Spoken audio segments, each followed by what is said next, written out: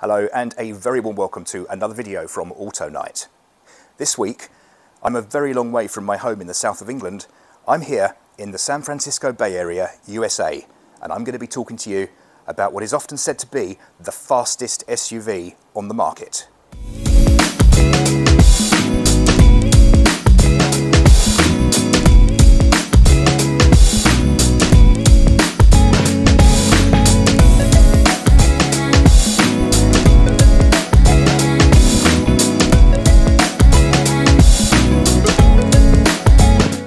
Here we are driving my 2020 Jaguar F-Pace SVR. The SVR's vehicles from Jaguar and Land Rover come out of the SVO factory, which is the Special Vehicles Operation. There they modify certain higher performance vehicles to make them even better. I say it's a 2020, I think in the UK this would probably be a 2021 because you change the date there at the calendar date, and in the US they don't. They change it sometime, which is generally sometime in the fall. Okay, but anyway, this has the Jaguar V8 5-litre 550 horsepower. This has a acceleration 0 to 60 3.9 seconds. Some people think it's even faster, but anyway, it's quick. So in my introduction I said that some say it's the fastest SUV on the market. Is there any truth in that? It's one of. It's difficult to say it definitely is the fastest because there's one or two others that are up in that area. There's a BMW that's up in that area, I don't remember the designation. There's an Audi that's up in that kind of area. Yeah. But it's definitely, it's definitely one of the fastest, if not the fastest. I've seen on YouTube, I've seen a number of times where they've had racing between this vehicle and other vehicles. This one beats the Lamborghini Urus, which is supposed to be quicker, but in the runs I saw on a drag strip, this beat it every time. Also the Range Rover Sport SVR theoretically is quicker than this, but again, on the runs that I've seen on the drag strip, this always beats the SVR Range Rover Sport. So, you know, I mean, this is a great vehicle, I love it. Of all the Jags I've had, this is my favourite without any doubt. Because you've had a lot of Jaguars over the years, haven't you? Actually, yes. I've had 10 Jags. Wow. 6 of them have been XJs, the big sedan. 4 different generations of XJs I've had. Going back, the first one was a Series 3, 1986, I believe, around that era. And then right up to 2007 I had. So I've had a lot of those. You said 86, was that 96? No, it was 86. You had a really early one. I had that later in life though. I got that later. Oh, okay. I remember the green one you had. Yeah, the first one I bought chronologically was a 95 XJ6. It was in British Racing Green with, I don't know what they called it, but kind of like a camel interior. That was a great car, I remember that. Yeah, and then 2 years after that though I got, what was it, a better car than that, was a XJR. It was in a charcoal kind of colour. And that was a cool car. What I liked then is you could hear the supercharger kicking in. So when you floored it, you could hear it whining, and I loved that. And then they silenced it. For some reason, they manufactured them with a quiet supercharger, which is a real shame. If you look at some of the hot cars from like the 70s and even the 60s when they got a supercharger, you can always hear them blowing, and it's a cool sound. But anyway, this is a great car. I love it a lot. Other Jags I had an XFR. The XFR was also the V8 5-litre, but it was 510 horsepower at that time. Same engine, but 510 horsepower. Yeah, that one had a different exhaust put on it that made it end up sounding like a friggin' Ferrari, and it also boosted it by 25 horsepower, so it ended up at 535 horsepower. That was a great car. Unfortunately, I blew up the engine because I didn't have it serviced often enough, and the warning light that the oil level was low wasn't working. Oh no, so did it run dry? Yeah, I blew it up on a freeway. It made a lot of loud noises and it died. Did it spit all its guts out under the car? Yeah, but because I worked at that time for Jaguar, the head of the technical group in the US actually was a friend of mine. He was an English guy. Right. And he comped me a new engine for that car, so they replaced the engine free of charge. Oh, that would have been thousands of dollars. Oh, it was over 20 grand what they put into it. That's astonishing. Yeah. Other than the 10 Jags I've had, all since I've been in the US, the first car I got when I came here was a Corvette. I've got an 82 Corvette when I first came to the US. Because as a Brit coming to, it was Southern California then, I had to have a frigging Corvette. So I had that, and I kept it actually 10 years. And then I had other cars, and I still kept that. So when I got like the first Jags, I still had the Corvette. That was in LA, wasn't it? LA area. I got it down in LA. Yeah, I used to love cruising the Pacific Coast Highway in it. T-tops off, it was great. I remember that car, because you came to the US, as it 86? Yeah, 86. And I flew out there in 87. Right. Yep, that's right. That's when I came out on that Caledonian DC-10 that I always bang on about. Uh-huh. And yeah. I remember you having that Corvette, silver one. You know, when I look at the specs of that car now, yeah. It was wimpy as hell.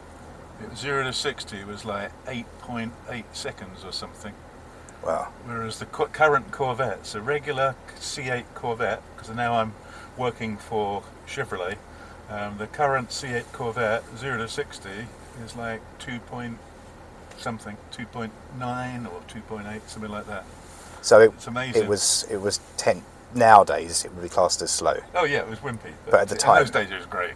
I remember it had a really strange smell, because back then we didn't really have, cars didn't really become catalytic until the sort of early 90s. Right. It was mandatory in 92, I think, or 93. Yeah. But they started coming up. But back then, in the US, everything had a catalytic converter, and there was this. The cars always smelt really strange. It was like this fizzy kind of smell that they had, and I remember that from that first trip. You know, catalytic converters are a major problem in the US though, because there's a big business of people stealing them. They jack up the car at night, they cut off the catalytic converter just for $20 worth of platinum or whatever the hell it is. So you wreck your car, you have a $2,000 bill replacing it, just so they can steal $20. I'm guessing if they get enough of them, they can make some money. Well, they can, but it's annoying. It happened to me one time when I was working at Jaguar Land Rover Livermore. I had to go and pick up a car from the lot further down the street, and I started out, and it sounded like a freaking tractor. It was awful, terrible noise. Yeah. So I called the boss down the other end. I said, something's happened to this. There's something terrible wrong with it. Nah, I'm sure it's you. Sure you're not starting it right. Oh no! How can you start it wrong? Anyway, he came down. Yeah, surely someone had cut off the catalytic converter. Wow, that's crazy. Yeah. So, Dad, the first thing that I noticed about this car when I got in it was the sound. It's amazing. When you really give it the beans in this thing, it is pretty impressive. Give it some welly, yeah. If it's safe to do it here, of course it is. Let's hear what it can do.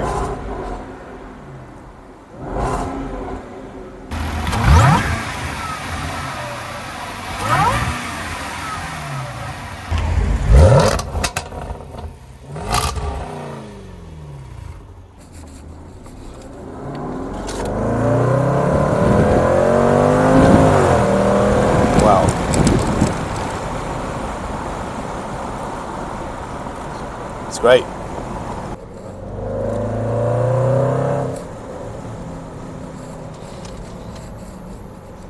It makes that kind of popping and spitting noise, doesn't it, as well? Yeah, I got it. You can turn the exhaust on, down, up.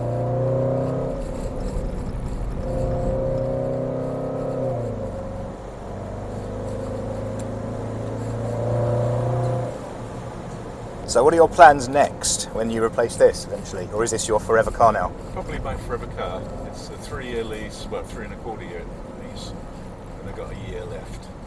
So, yeah. Will you buy it off them? Because I can't see what I'd get that I like more, so if I can find a way to keep it, I don't know.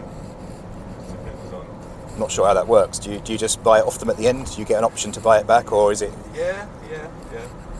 The thing is, these are really holding their value here. So you can actually, I could actually get out of it now, walk away from it with 20 grand in my pocket. Is that because there's just the demand? Yeah. They can actually transfer it to someone else. What am I going to get next? You know what I mean? Yeah, that's a good point. We got a guy at work. His name's Al. He's our Corvette product specialist, and he has a C8 Corvette. Yeah. And he takes you on the track. Does a lot of track time, and he loves the sound of this guy. He keeps trying to persuade me to go on the track with him, but I don't know. I don't want to end up eating up a load of brakes, and you tend to do that when you go on a track. Yeah, that's the only downside, isn't it? Yeah, I don't want to do that. I could have taken my XFR on the track. But my boss at that time, he said, don't do it. He said, you'd be sorry because you'll end up with a new set of tyres, a new set of brakes. Yeah. You know. Yeah, it's probably unnecessary wear. Yeah. And if you have an accident on the track, you're not insured. Good point.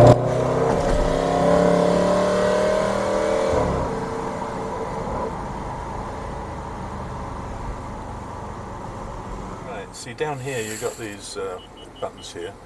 When you turn it on, it'll be naturally into the normal street mode, that little picture of a car. Right. So what I always do is I'll push that one, that one. That one turns off the eco stop start, which I can't stand. Yeah. You know, that's when you stop and it cuts out, and then you pull away, it starts again. Yeah, it's annoying.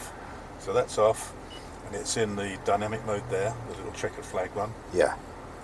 And then you see that picture there, that is the louder exhaust. Automatically it's come onto the louder exhaust because I'm in dynamic. Okay. Okay. And then the only way you can make it even more sporty is to put it into sport mode. So if I kick that over, if I put it in gear, go over here now, we're in the sport mode. Right, okay. And is this how you normally drive it? And it's even louder. Not always. If there's a similar kind of car prowling around me, I'll go into that mode. Okay. So that I'm ready to kick its ass. Okay. That's how it works with me. Okay. And then when you're over this side... Have there no cops watching? Huh? Have there no cops watching? No. When you're over on this side, you can then drive it manually. You can go down a gear, up a gear. It says S Sport 2. Yeah, I see that. Sport 3. It's gone to Sport 2 because we're not going anywhere. Right. Also, you've got paddle shifters over here, which I sometimes use. Down on that road I was using it, probably didn't notice. So there you can also... It's great. Yeah. Sport 1, Sport 2. Yeah, so you can bring it up to high revs and then clunk it into... yeah, it's kind of fun driving like this. Wonderful. Okay. That's great. Take it out of sport. So this bit is important to me. Pussy mode. Yeah, Eco. I call Eco Wimpy mode, and that one there is snow. Right, which I wouldn't imagine you get much off here. Not since I've had it, I haven't driven in the snow, so I've never used that. Only if you went up to... Could you find snow here? Where would you have to go? Oh, yeah, not that far. Sonora, somewhere like that. Probably about maybe 3 hours away you could find snow when there's snow. Okay. And then Tahoe isn't that much further away. Okay. Traction control, you wouldn't normally use that unless you get stuck in the mud. You can turn it off and it's easier to get out. You probably need that in this car though, because with the amount of power it has, if you turn that off, it'd be a liability, especially in the rain. But again, I've never used that. And I very rarely use any of this. Sometimes I use the heated seat when the butt's cold in the winter. For that just peed your pants feeling. Yeah, and you can just, that's easy to operate. Excellent. And of course, the radar detector. Yeah, that's a Valentine 1. What I like about the Valentine, it'll pick up radar behind you and in front. That's the sensor from behind. Wow. But also from the side. So what it'll do is sometimes it will show like 2 on there. It means, so don't be fooled. You might see a cop, but somewhere else there's another one hiding. So there's 2 of them lurking. Yeah. Are these legal to have here? Yeah, no problem. Because I think you can't use them in UK? I think they're illegal, but most speeding fines come from static cameras these days. Although there are some mobile units that you see out and about. Yeah, but these are good. I've had one of these for quite a few years now. Now I really like the headlining in this car. Tell me about this. What is this substance? It's Alcantara. Okay, what's that? It's like a fake suede, but it's not to cheapen the car. It's because it's easier to clean. If you have real suede, you can't really clean it. You end up with shiny areas if you try to clean it. Whereas Alcantara is more durable and stays nice longer. Yeah, it's really nice. Up here, by the way, we got SOS, and these are in control remote. They're set up when you get the car. So like right now, if there was an emergency, I can push that button. And what happens? Someone's going to talk to you and say, what's going on there? What's the problem? And that's pretty good. Yeah. And then this one here is for a breakdown service. So this is a real emergency. This one is a breakdown service. Fine. And then so someone comes out based on that. Right.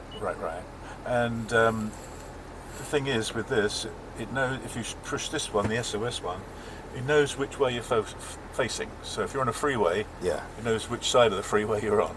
That's good. Okay, which is kind of useful. Very.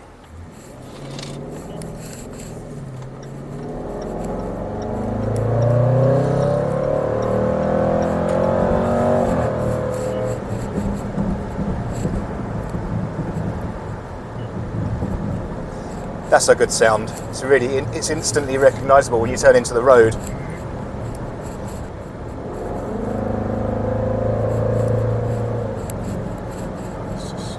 So thanks, Dad, for agreeing to do this video today. It's my pleasure, Sunshine. I know you've had a bit of it's a non-vehicle related accident, and we could yeah, a little bit. We could tell a story here that someone tried to take the car off us, and that they came off a lot worse. But no, and it wasn't me trying to fight my dad because I wanted. Cannot tell a lie. I wanted the car because it's a very nice car, and I'm probably not insured to drive it, so I won't. I don't know. I think in the US it's a little different. Over here, I don't know. Tend to insure the vehicle, so if someone steals it, it's still insured. Okay. You know what I mean? But I don't want you having to say that I stole it for it to be insured. Yeah. You can drive it back. If you want to drive it back to Leeds. I won't, because I had a lot of beer last night, and I wouldn't. I think a DUI here would be a very bad idea, especially considering I don't even live here.